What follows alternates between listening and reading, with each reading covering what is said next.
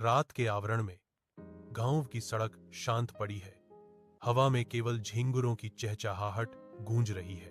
मनीष, जिसके चेहरे पर आत्मविश्वास भरी थकावट थी, घर की ओर चल पड़ा। वह प्राचीन बरगद के पेड़ के पास रुकता है। पुरानी कहानियों का एक मौन प्रहरी एक अनदेखी उपस्थिति को महसूस करता है। निडर होकर वह अपनी टॉर्च जलाता है, अंधेरे को चीरते हुए एक साहसी रास्ता बनाता है। मनीष एक विशाल बरगद के पेड़ के पास पहुंचता है, जिसकी प्राचीन शाखाएं छाया में लिपटी हुई हैं। एक दुखद चीख सन्नाटे में गूंज रही है। वह अपनी टॉर्च निकालता है, एक सफेद रंग की आकृति को रोशन करता है। उसकी पीठ उसकी ओर है, पेड़ के नीचे बैठी है।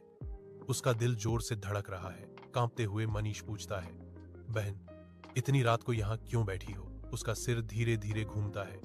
एक खाली चेहरा सामने आता है, जिसमें कोई विशेषता नहीं है, और वह कराहती है, मुझे तुम्हारी आंखें चाहिए। मनीष चीखता है, मुड़ता है और पागलों की तरह भागता है। रात में उस भयावह दृश्य से बचने के लिए बेताब है। मनीष के कमरे में सुबह की नरम रोशनी छनकर आती है, जिससे हवा में नाचते धूल के कण चमक उठते हैं। मनीष अपनी चारपाई पर लेटा है, आंखें कसकर बंद हैं।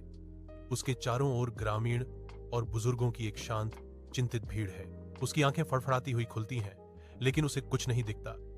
एक भयानक शून्य उसके जागरण का स्वागत करता है।